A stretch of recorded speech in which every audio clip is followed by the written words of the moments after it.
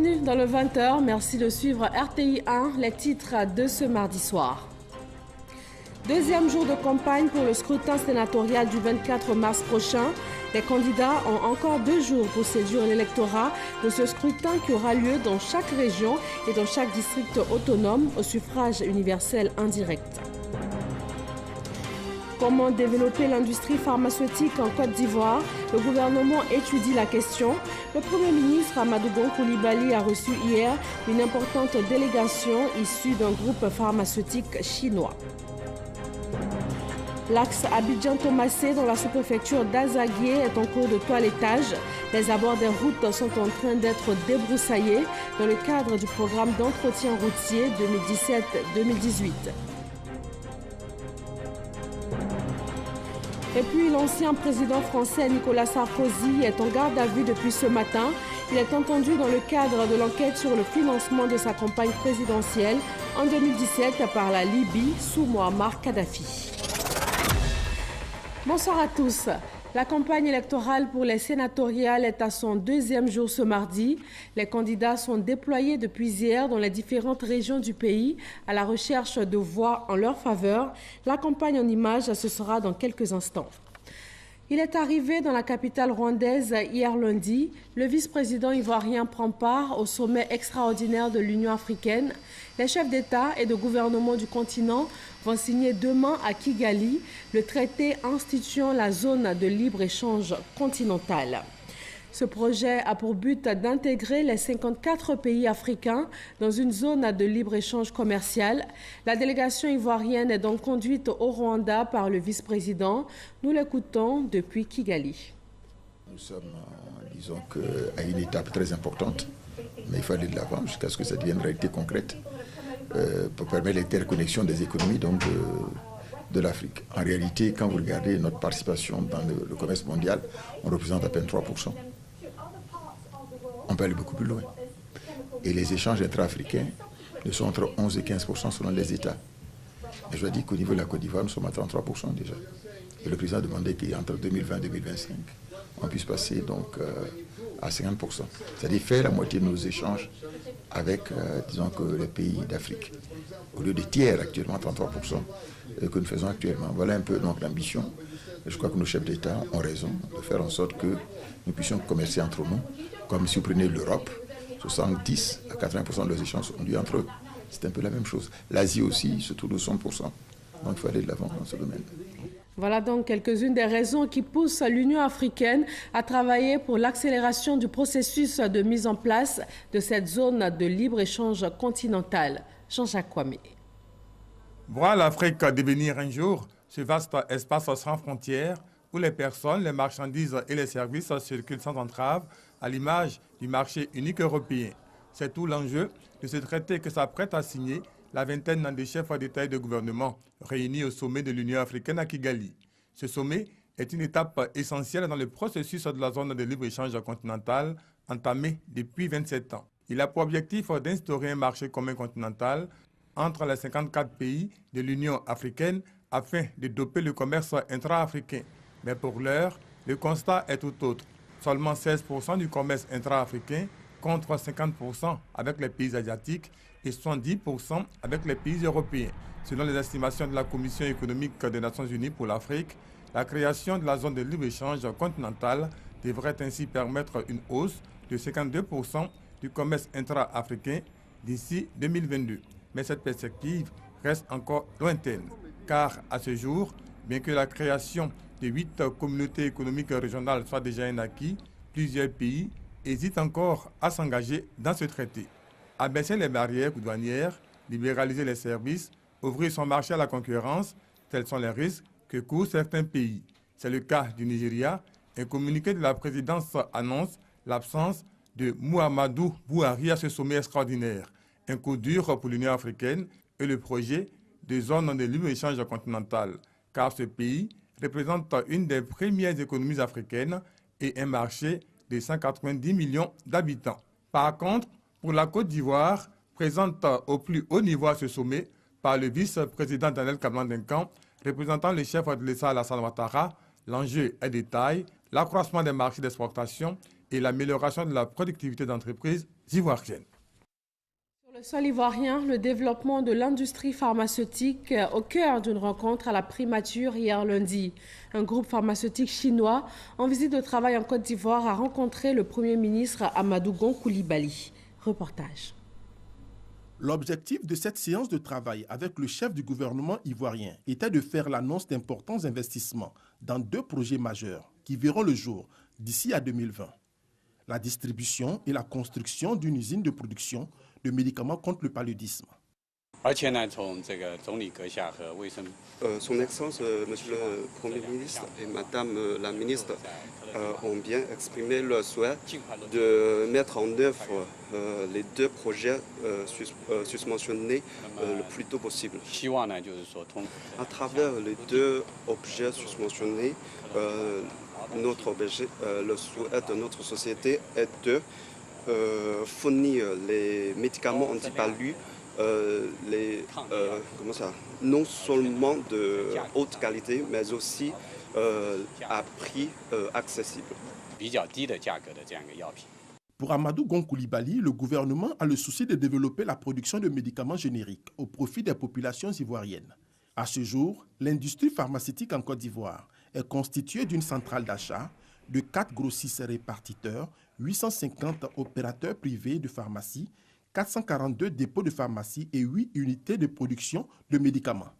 Un regain d'activité satisfaisant quand on sait que le domaine de la santé est au cœur des priorités du gouvernement, qui ne cesse d'accroître chaque année les investissements dans le secteur. L'annexe fiscale 2018, le directeur général des impôts en a expliqué quelques dispositions importantes aux membres de la Chambre européenne en Côte d'Ivoire. On note entre autres une baisse de l'acompte sur le revenu du secteur informel.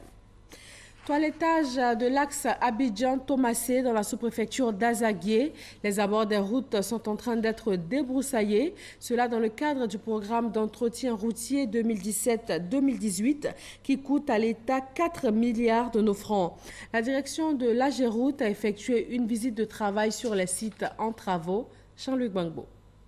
Lancés en janvier 2018, ces travaux portent sur le débroussaillement des accotements, le désensablement et le curage des ouvrages routiers sur toute l'étendue du territoire. Le directeur général de l'AGEROUTE est venu s'assurer de la bonne exécution de ces travaux. Il a choisi le carrefour Tomassé sur l'axe Abidjan-Adzopé. Il faut élaguer les arbres pour que vraiment la chaussée soit vraiment décoiffée et qu'elle puisse respirer. Je pense que en voyant cela, vous devez pouvoir insister pour que les entreprises partout travaillent de la sorte.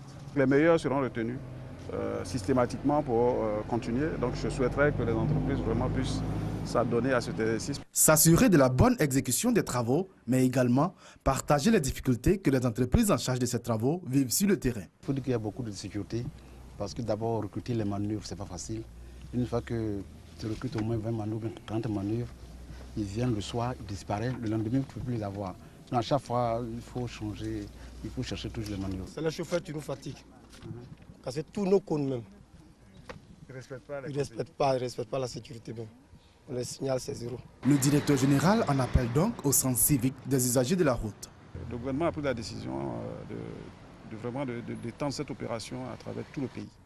Donc l'ensemble des voies bitumées va faire l'objet de traitement. Et ce que nous recommandons, c'est que les usagers de la route soient indulgents.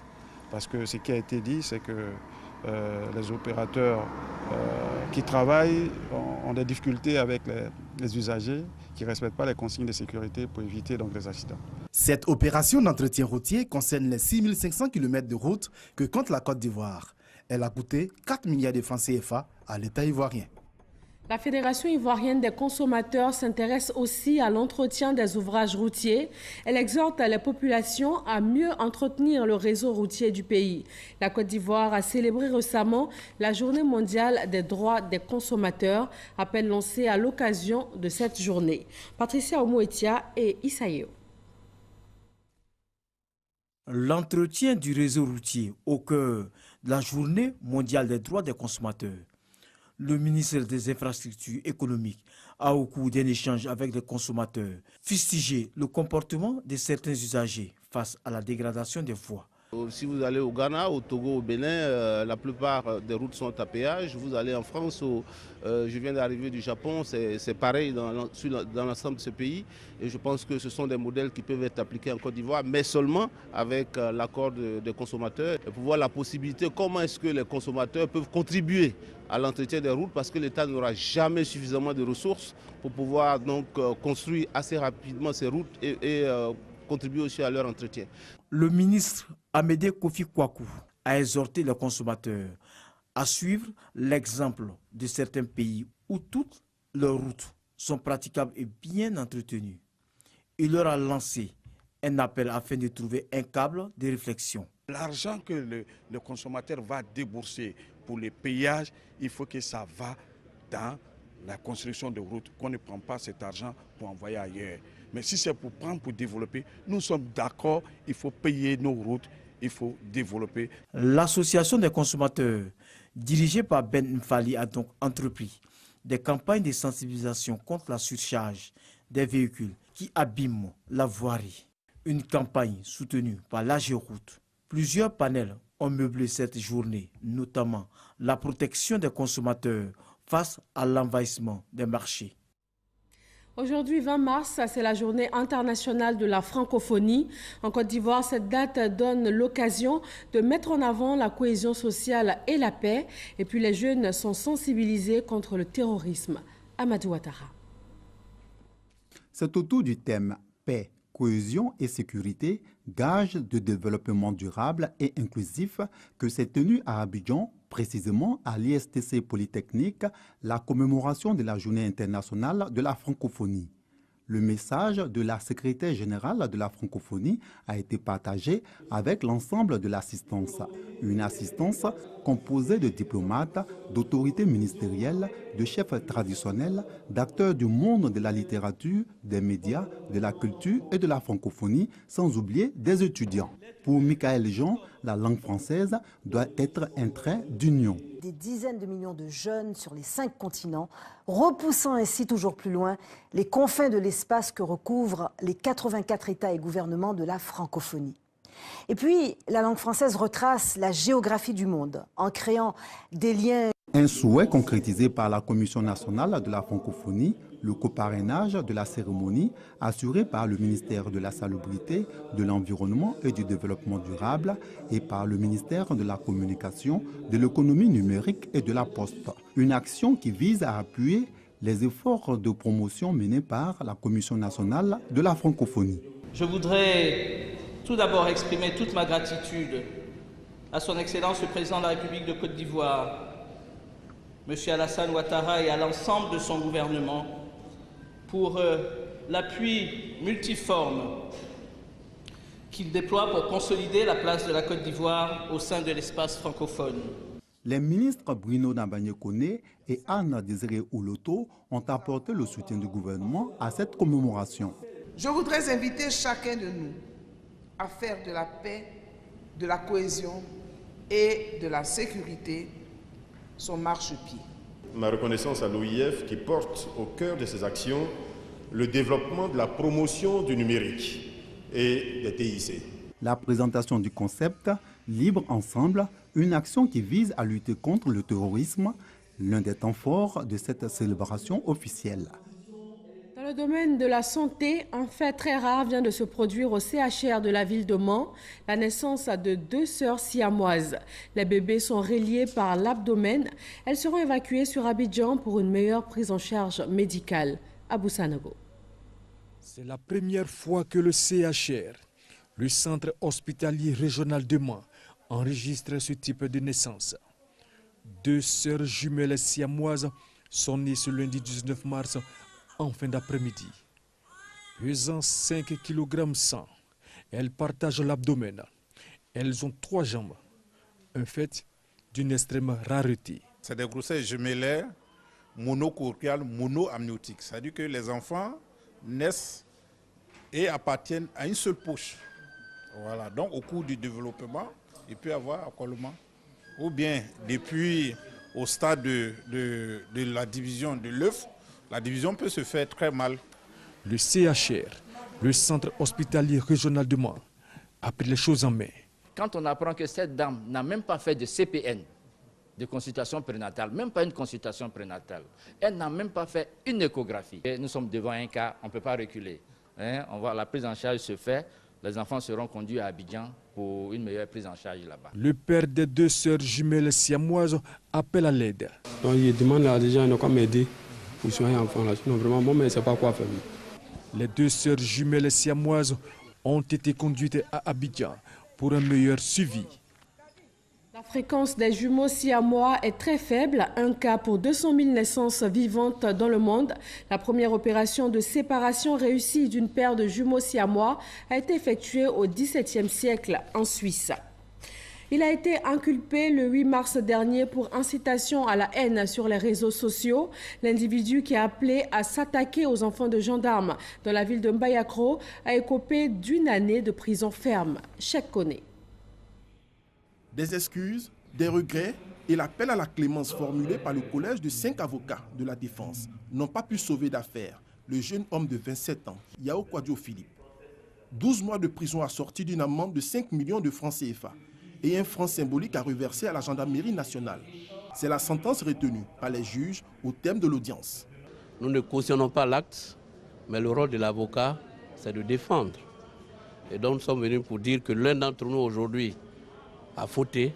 Nous savons gré au tribunal d'avoir fait une application de la loi en le condamnant, mais en le condamnant quand même à une peine assez raisonnable. Je pense que nous n'avons pas fait appel de cette décision. Une première en Côte d'Ivoire pour les cas de dérive sur les réseaux sociaux pour le procureur de la République qui avait requis à l'endroit du prévenu une peine de 10 ans et 1 million d'amende. Cette sentence est jugée exemplaire. Il était question pour nous de démontrer à tous ceux qui font des dérives sur les réseaux sociaux que d'abord nous avons l'arsenal juridique qui permet de les rechercher, de les traquer et de les appréhender. 2, nous avons les moyens techniques et technologiques pour aboutir à eux.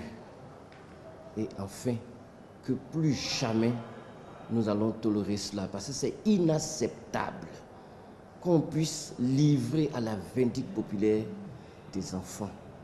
C'est au lendemain d'un mouvement de protestation des élèves de la ville de Mbayakro que ce père de 3 enfants a appelé à la haine.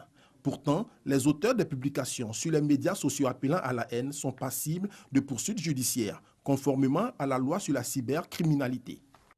En France, l'ancien président Nicolas Sarkozy a été placé en garde à vue ce matin dans le cadre de l'enquête sur le financement de sa campagne présidentielle en 2007 par la Libye sous Mouammar Kadhafi. C'est la première fois que l'ancien chef de l'État est entendu dans le cadre de cette affaire depuis l'ouverture d'une information judiciaire en avril 2013. Hier lundi, le RHDP a lancé à Abidjan la tribune Les Jeudis du RHDP. C'est une plateforme d'échange et de promotion des actions du président de la République et de son gouvernement au profit des Ivoiriens. Les 1er et 3e jeudis du mois, à compter d'avril 2018, d'éminentes personnalités et des experts viendront apporter des éclairages et aussi des explications sur les bénéfices directs et indirects, ainsi que les impacts des actions du gouvernement sur la qualité de vie de l'ensemble des populations vivant en Côte d'Ivoire. Il est 20h18, place à la campagne électorale pour les sénatoriales, le point de ce 2e jour.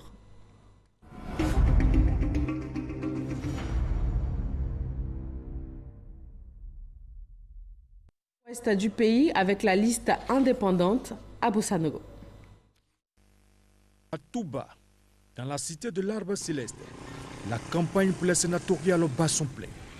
La liste RHDP a en face le candidat indépendant El Hadj Bamba Soubeti Ahmed. Cet officier des forces armées de Côte d'Ivoire à la retraite qui nourrissait l'ambition de représenter les collectivités du Bafing au sein du Sénat s'est finalement retiré de la course. J'ai personnellement décidé de me retirer de cette course pour donner une chance à la paix, à la stabilité et au développement de la Côte d'Ivoire. Surtout au développement du Bafing. Le chef de l'État, son Excellence Alassane Ouattara, mène un excellent travail pour la Côte d'Ivoire et ses habitants. Face à l'intérêt collectif, il faut taire les ambitions individuelles. Si nous essayons au niveau local d'apporter le bien-être à nos parents. C'est bien le gouvernement qui peut nous aider davantage et booster le progrès dans cette région. Et mieux, je tiens à rassurer le RDR et le RHDP que j'entends battre campagne de façon active. En face de la liste indépendante, toujours dans le BAFING, la liste RHDP. Abou Sanogo. La campagne pour les premières élections sénatoriales ivoiriennes ouverte ce lundi. Dans la région du Bafing à Touba, Sarah Sako Fadiga conduit la liste RHDP. Avec son colistier Mamadou Diomande Beko, elle est allée à la rencontre des grands électeurs, notamment les conseillers régionaux et les conseillers municipaux pour les inviter à faire bloc autour de la liste RHDP afin de booster le développement dans la région du Bafing. Comme les sénateurs sont ceux-là même qui vont travailler avec les agents de développement, donc vraiment pour moi c'est un challenge que je veux relever avec les conseils régionaux et les mairies. On veut un changement. Et comme le président de la République, le docteur Alassane Ouattara, est très ouvert sur ce problème, nous attendons travailler dans ce sens pour que le développement arrive au Bafing. C'est déjà parce que depuis qu'il est au pouvoir, nous avons beaucoup de changements. L'électrification, l'eau, les centres de santé, mais nous voulons encore plus et encore plus. Nous avons eu déjà des rencontres avec les conseillers régionaux. Ça s'est très bien passé. Ils sont acquis à la cause du RHDP à 100%. Le Sénat assure la représentation des collectivités territoriales et des Ivoiriens de la diaspora. La liste indépendante du Guémon dans l'ouest ivoirien avec Sa Évariste. Le point est signé F. Boué. Pour les élections sénatoriales dans la région du Guémon, Sa Évariste, actuel maire de Bangolo, et Gaï Boniface conduisent la liste indépendante Fraternité Guémon d'abord. Leur principal atout, c'est d'avoir tous les deux déjà siégé à l'Assemblée nationale. Nous avons la meilleure liste parce que nous avons deux atouts. Nous deux étions tous députés à l'Assemblée nationale. Nous avons participé au vote du projet de loi portant création du Sénat. Nous savons ce que c'est le Sénat. Et des deux, le Sénat étant l'émanation des collectivités locales, je suis maire de Bangolo. Et donc, étant maire, seul le maire connaît réellement les problèmes des maires, le problème des collectivités locales. Le Sénat, qui est un creuset pour nous, qui est pour aussi les collectivités que nous sommes, un moyen de lutte aussi pour l'amélioration de nos conditions de vie. Je pense que, étant que maire, je suis la personne la mieux indiquée. Parce que pour être sénateur, il ne suffit pas d'être cadre. Parce qu'au Sénat, c'est vrai, le Sénat, par rapport à l'Assemblée aussi, voit les lois, d'accord. Mais le Sénat, son travail, typiquement parlant, c'est les collectivités locales. Et donc, c'est lui qui n'a jamais été maire, c'est lui qui n'a jamais même travaillé dans les collectivités locales. Je pense que le Sénat, ce n'est pas une occasion pour certains des secteurs du travail. Il ne reste plus qu'à attendre le 24 mars prochain pour convaincre les 174 grands électeurs de la région du Guémon.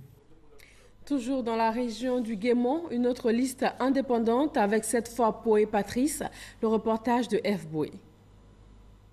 Patrice Poué et Richemont Niagne, porteurs de la liste indépendante Ensemble Baptisons, font le corps à corps des électeurs du Guémon avec des ambitions clairement affichées. Nos ambitions, c'est d'abord aider nos parents agriculteurs, paysans. Nous sommes aussi candidats pour lutter contre tout ce que vous voyez comme la délinquance juvénile. Vous savez que dans nos écoles aujourd'hui, surtout dans le Guémon, l'école ivoirienne, l'école dans le Guémon est en péril. Alors donc il faut accompagner le système éducatif par nos actions de sensibilisation et de formation. Nous sommes candidats aussi pour aider nos parents avec l'aide des ONG pour l'écoulement de leurs produits agricoles. Nous sommes candidats enfin pour que la jeunesse qui aspire au mieux-être puisse se reconnaître en nous et les aider. Puis parvenir, ils se disent plus proches des populations. N'est pas sénateur qui veut. Nous sommes candidats parce que nous sommes proches plus proche de la population. Notre liste, elle est bien composée, elle est prolixe. Les sénatoriales dans la région du Guémon se disputeront entre 4 listes, 3 listes indépendantes et celle du RHDP. Direction la région de Lifou, le point de ce deuxième jour de campagne de la liste indépendante nous est proposé par Kader Sogodogo. Notre priorité, c'est vous. Tel est le slogan de la liste indépendante à l'élection sénatoriale dans la région de Lifou. Kwadjon Guessang-Guillaume et Clacoménan François sillonnent la région. Aujourd'hui, il faut le dire, avec toutes ces évolutions, ces différents mouvements dans le monde entier, aussi bien dans nos pays, vu la jeunesse aujourd'hui, nous ne voulons pas rester en marge. Nous voulons vraiment participer à toutes ces opérations, à tous ces mouvements, pour le bien-être de nos populations. Par la grâce de Dieu et avec déjà les électeurs que nous rencontrons, nous espérons, nous sommes confiants. Aujourd'hui, il faudrait que la jeunesse participe au développement de ce pays. Et aujourd'hui, quand on parle du Sénat, il faut ceux qui sont réellement aptes à être près de leur population. Et c'est ce que nous allons essayer de faire. C'est ce que nous allons essayer de faire et nous voulons vraiment donner ce que nous savons et ce que nous pouvons à notre population. Ben, on part confiant parce que je me dis, écoutez, voilà, on a notre carte à jouer et nous sommes sur le terrain. Je pense qu'avec le bon Dieu, tout ira pour nous. Le 24 mars 2018, ils seront 174 électeurs de Mbayakro, Prikro, Ouélé, Etokro et Daoukro à choisir leurs représentants au Sénat. C'est donc toute la région de l'Ifou qui compte 174 électeurs. Les activités de la liste RHDP pour ce mardi dans cette zone du centre de la Côte d'Ivoire avec Kader Sogodogo. Dans la région de l'Ifou, le Rassemblement des oufouettistes pour la démocratie et la paix, RHDP, présente comme candidat au Sénat Koumoué Kofi Moïse et Kwadjokli Kwasi Delphin.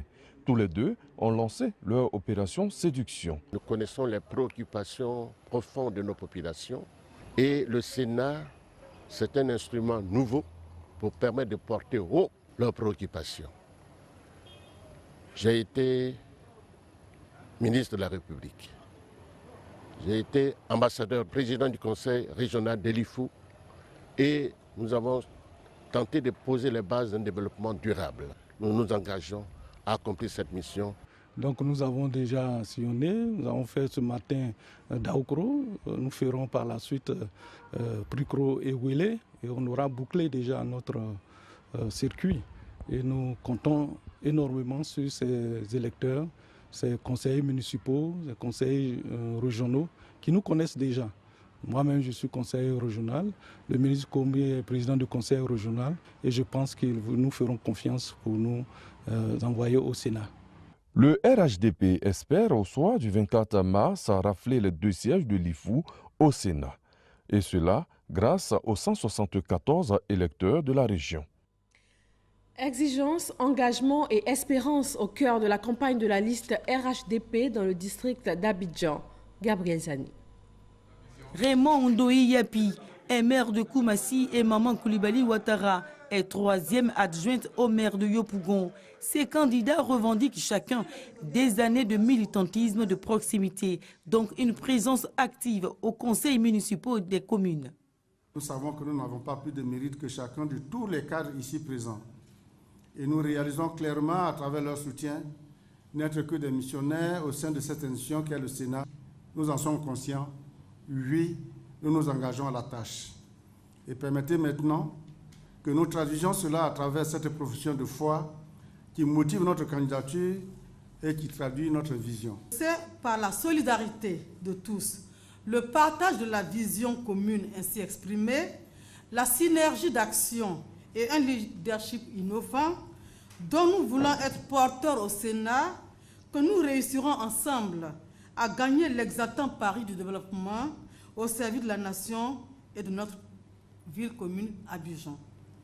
Vive la 3e République avec un Sénat de tous les espoirs pour que vive la Côte d'Ivoire unie et prospère. Je vous remercie. Expérience, engagement et espérance, c'est la vision des candidats de la liste RHDP. Ils misent sur leurs expériences pour représenter les collectivités territoriales du district d'Abidjan. Konaté Moussa nous conduit dans le nord du pays. La liste RHDP du Kabadougou a aussi battu campagne ce jour. Obtenir un fort taux de participation à ces élections sénatoriales dans la région du Kabadougou. La liste du Rassemblement des Oufouétis pour la démocratie et la paix, seule liste en course, conduite par Aruna Ndaou et Siaka Kone, veut mobiliser les 225 électeurs des différentes localités de la région. Pour ce premier jour de campagne, l'équipe du RHDP rencontre le collège électoral à Tiémé, Madinani et Séguélon. Je suis le maire de Tiémé depuis 2001. Aujourd'hui, c'est la première étape de l'équipe de campagne qui commence par Tiémé. Et je suis très heureux que cette étape commence par chez moi. Et nous allons sillonner les 8 communes du département d'Odiéné jusqu'au jeudi 22. La stratégie que nous menons, c'est d'être auprès des électeurs. On a désigné tous les maires et des DLC dans chaque commune pour pouvoir ramasser tous les électeurs dans chaque commune pour les amener à Odjéné. Ratisser large pour réaffirmer la position des leaders du Rassemblement des Oufouétis pour la démocratie et la paix dans le Kabadougou. C'est l'objectif de l'équipe de campagne. La région du Hambol, dans le centre-nord du pays, a été sillonnée aujourd'hui mardi par le RHDP. Kwadjo Kwame nous fait le point. La région du Hambol enregistre une seule liste, celle du RHDP, conduite par les anciens députés. Leur slogan, Union pour l'émergence du Hambol. Ouattara Lamine Siméon et Ouattara Azumana ambitionnent de porter haut la voix du Hambol au Sénat. Les deux anciens élus au Parlement misent sur leur expérience pour le transfert des compétences aux collectivités décentralisées. Nous voulons être sénateurs pour exprimer les besoins de nos mairies et régions au niveau du Parlement. La démocratie moderne fait que le Parlement comprend 2 chambres. Le Sénat qui défend les intérêts des collectivités territoriales et nous, anciens députés, avec l'expérience que nous avons de l'activité parlementaire, nous pensons que nous pouvons mieux garantir les intérêts de nos populations.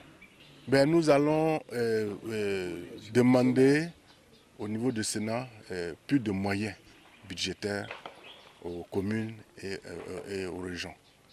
Nous allons demander le transfert effectif des pouvoirs des collectivités territoriales. La région du Hambol compte 11 communes et un conseil régional.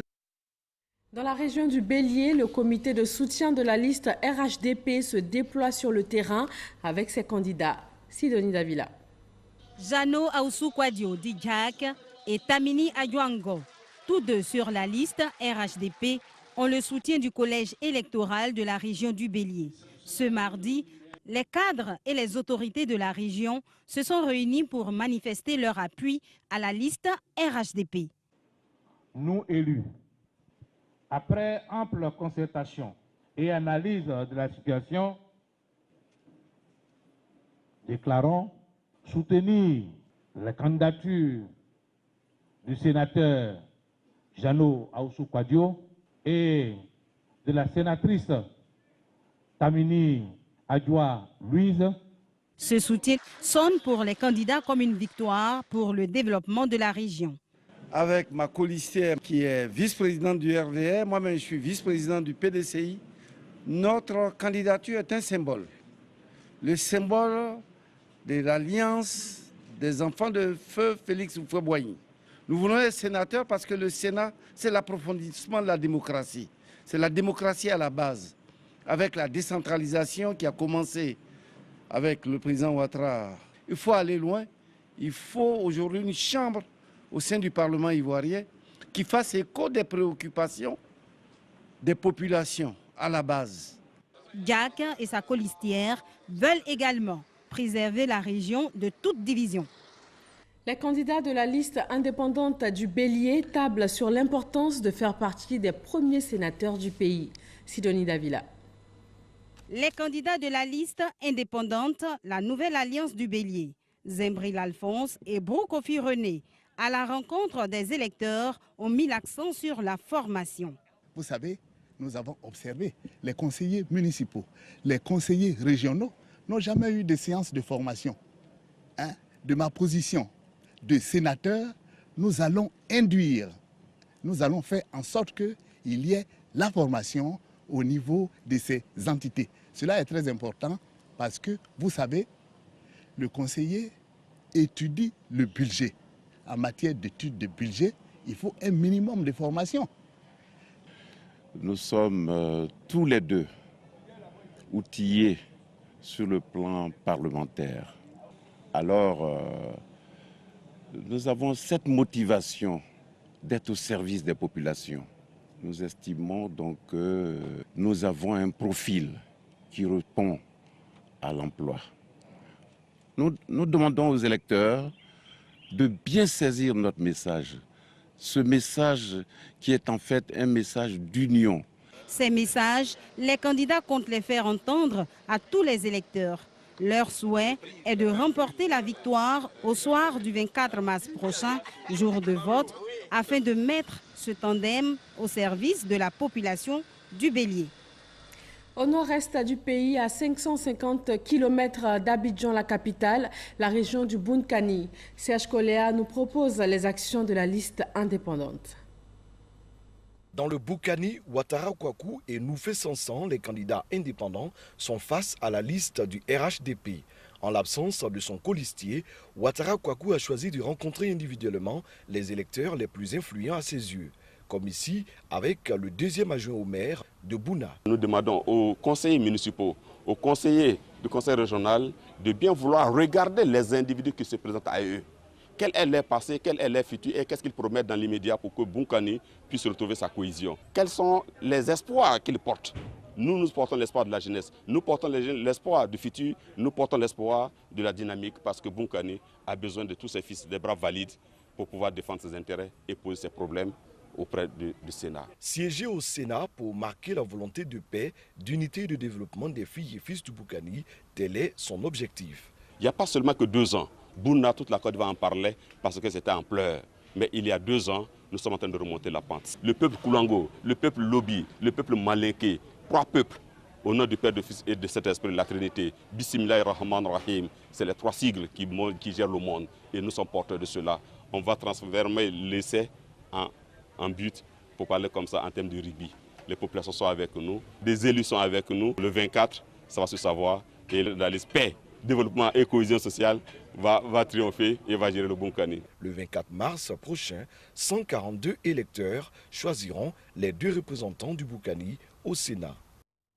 Et voilà pour ce deuxième jour de campagne et c'est aussi la fin de ce journal. Mais restez sur RTI 1, tout à l'heure une émission spéciale sur la protection des enfants face au phénomène de leur enlèvement.